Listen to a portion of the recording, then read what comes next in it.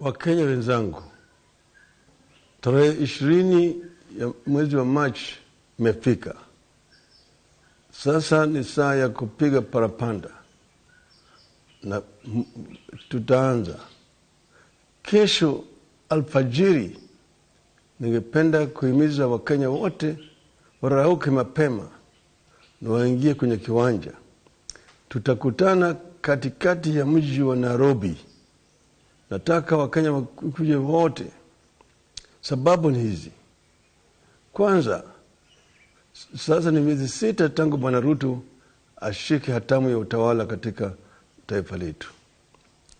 Ndani ya muhula hiyo, Bwana Ruto hajashughulika na gharama ya maisha. Gharama ya maisha kwa Wakenya imepanda zaidi. Wakenya wengi hawawezi hata kuweka ugali kwa meza kwa mara 2 katika siku. Watoto wanaumia.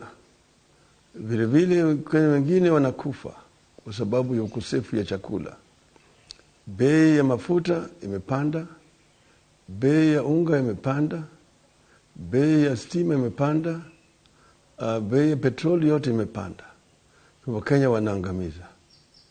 Pili, ndani ya hiyo muhula, Bwana Ruto ameleta ukabila, amegawanya Wakenya kwa msingi ya kikabila, kushinda rais yote katika taifa letu tangu tupate uhuru. Tatu ni juu ya mambo ya tume ya uchaguzi. Tulisema tume ya uchaguzi ni kama referee katika mchezo, na inatakikana tume ya uchaguzi iteuliwe na pande zote mbili. Lakini Bwana Ruto anazidi kuendelea mbele kuteua tume ya uchaguzi ambayo itakuwa ni ya UDA na Kenya Kwanza peke yake. Hii maana yake imemaanisha kuiba kura ya mwaka 2027.